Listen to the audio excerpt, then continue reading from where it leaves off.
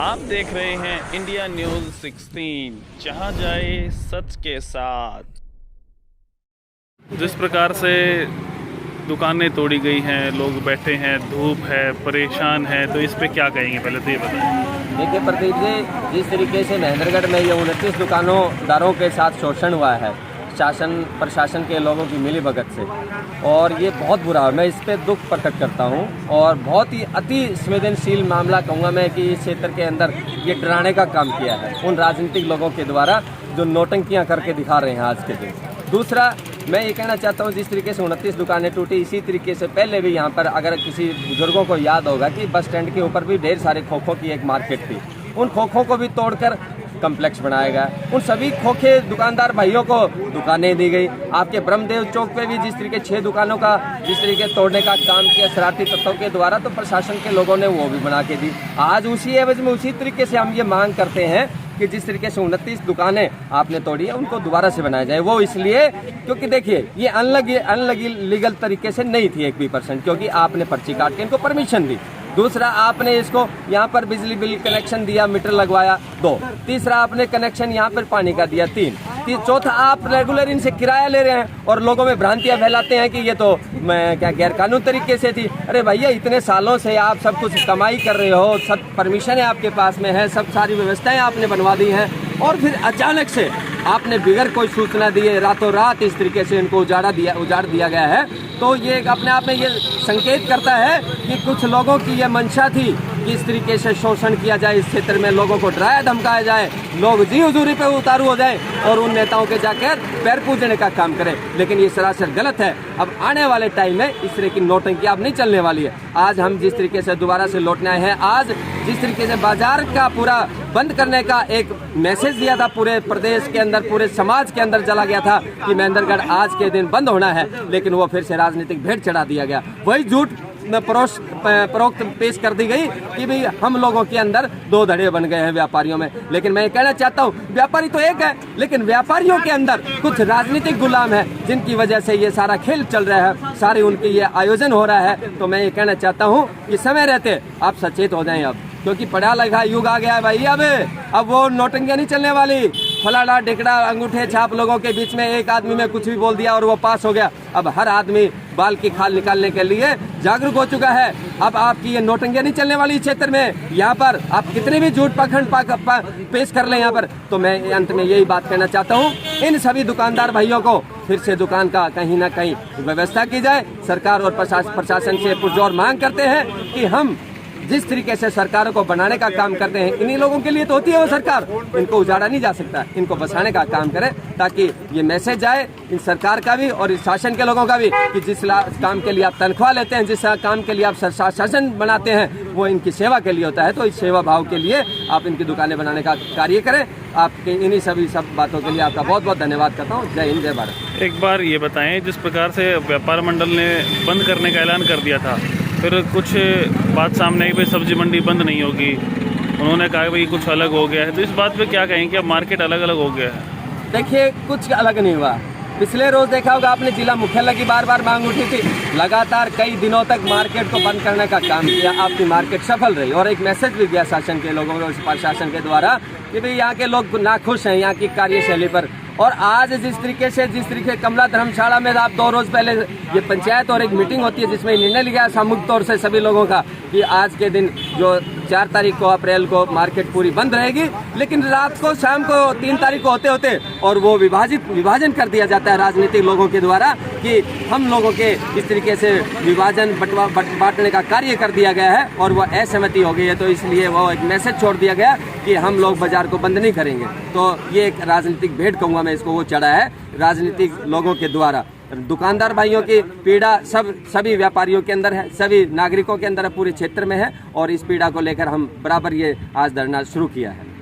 धरना शुरू हो गया है जी। आज से अनिश्चितकालीन जो 29 दुकानदार भाई हैं, इन्होंने अनिश्चितकालीन धरना शुरू कर दिया है और इसका मैसेज मेरे ख्याल में शासन के लोग जल्दी कोई एक्शन में आएंगे और इनका समाचार लेकर जल्दी से इनको दोबारा से स्थापित करने का काम करेंगे। जी। तो भाई, जैसे लोगों की रोजी रोटी उजाड़ दी गई है, बृहस्पतिवार को ये हुआ था, आज सोमवार हो चुका है, तो क्या कुछ प्रशासन ने इस पे कार्रवाई की है, पहले तो ये बताएं। प्रदीप भाई, आप को मैं बता दूं कि प्रशासन ने अभी तक कोई कार्रवाई नहीं की है। दुकानदारों के लिए सब अभी फ़िलहाल ठंडे बस्ते में डाल रखा है जी। हमें शहर के या नेताओं के या पार्टी के जैसे कई प्रकार के आदमी आते हैं हमारे पास, वो हमें इसी तरीके से यूज़ कर रहे हैं कि वो ये सभी दुकानदार भाई इकट्ठे ना हो। उसका जीता जागता उदाहरण आज महेंद्रगढ़ में ये है कि बृहस्पतिवार को हमारी दुकानें यहाँ तहस नहस कर दी गई थी। फिर उसके बाद में अगले दिन व्यापार मंडल की कमला धर्मशाला में बैठक हुई।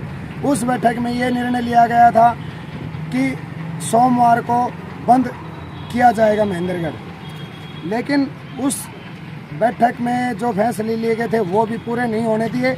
शहर के पार्टी के किसी न किसी आदमियों ने वहाँ उसमें दो फाड़ करवा दी, सभी को अलग अलग करवा दिया और आज का जो बंद था वो कैंसिल करवा दिया। मेरा ये कहना है कि अगर आज बंद नहीं होया, उस चीज़ का खामियाजा आने वाले वक्त में हमने तो भुगत लिया जो हमारे साथ बनी, लेकिन आगे और भी भयंकर तरीके से उसका रिजल्ट देखा जा सकता है। सोच नहीं रही है यहाँ की जनता की आगे उनके साथ आने वाले समय में बनेगी क्या। अभी दुकानदार जिनकी दुकानें तोड़ी गई हैं, उनकी अहम मांग क्या है? हमारी मांग ये है और दुकानदारों के सभी दुकानदारों की ये मांग है, हम जहाँ पर थे हमें वहीं की वहीं स्थापित किया जाए। हमारी जो दुकानों को बिना नोटिस बताए प्रशासन ने अपनी जो यहाँ पर दिखाई है कि किस तरह से बर्बरता उन्होंने अपनाई है दुकानदारों के प्रति, इनको 5-5 लाख रुपए मुआवजा दिलाया जाए। यहाँ पर जो दुकानें थी वो दुकानें वैसे की वैसी यहाँ पर लगवाई जाए हमारी। अच्छा, अभी हमारी उन दुकानों से मैं आपको बता दूं प्रदीप भाई, आपका अगला सवाल आए उससे पहले ही मैं आपको बता देता हूँ, अगर प्रशासन का ये कहना है ये दुकानें तोड़कर हम अगर यहाँ पर शहर का सौंदर्यीकरण करेंगे, इस सड़क का सौंदर्यीकरण करेंगे, तो मेरा ये मानना है कि ये सौंदर्यीकरण नहीं है। 300 परिवारों को उजाड़ कर आप अगर इसको सौंदर्यीकरण बोलते हो तो आप अगर अलग ही स्कूल में पढ़े हो। तो जी अगर यहाँ पर आप इंटरलॉकिंग टाइलें लगाकर पैदल फुटपाथ चलने के लिए अगर आप रास्ता बनाना चाहते हो तो वो रास्ता उन दुकानों के और सड़क के बीच में आने वाले रास्ते को क्लियर करके भी इंटरलॉकिंग टाइलें लगाई जा सकती थी। सड़क के किनारे दूसरी तरफ जो आज 1 महीने से भी ज़्यादा टाइम हो गया वो उखाड़ के डाल रखा है। आपने देखा होगा, जनता ने भी देखा होगा, शहर के प्रत्येक कोने कोने में प्रशासन ने उखाड़ के डाल रखी है सड़कें। अगर ये करना था, सौंदर्यीकरण करना था, अगर आपको शहर में सुधार लाना था तो वो काम करवाइए ना पहले, जो काम ज़रूरी है। 300 परिवारों को उजाड़ कर आप क्या शहर का सौंदर्यीकरण करना चाहते हैं? शहर का सौंदर्यीकरण करना है लोगों को, आपको आम जनता को आपने अगर सुविधाएं देनी है, मसानी चौक से लेकर माजरा चुंगी तक का रोड आप कितने सालों से टूटा पड़ा है वो बनवाइए। रिवासा पुलिया से लेकर कोर्ट तक, कॉलेज तक रोड टूटा पड़ा है वो बनवाइए। 11 हट्टा बाजार से लेकर आजाद चौक होते हुए मसानी चौक तक जो रोड टूटा पड़ा है वो बनवाइए। आप गाँवों में जाइए, शहर से जो गाँव कनेक्ट हो रहे हैं वो कोई भी रास्ता ऐसा रास्ता नहीं है जिस पर सड़क पर साधन, मोटरसाइकिल, ऊंट गाड़ी तक अच्छे तरीके से चल सके। तो अभी धरना प्रदर्शन शुरू कर दिया बता रहे हैं आज से अनिश्चितकालीन धरना शुरू कर दिया है। यहाँ पर सभी भाई, सभी दुकानदार और सभी आम जनता से मैं निवेदन करना चाहूँगा, उस 36 बिरादरी से जो हर वक्त, हर रैली में, हर नेताओं के पास और हर जगह में भाषणों में सुनाई जाती है कि 36 बिरादरी सबके साथ होती है।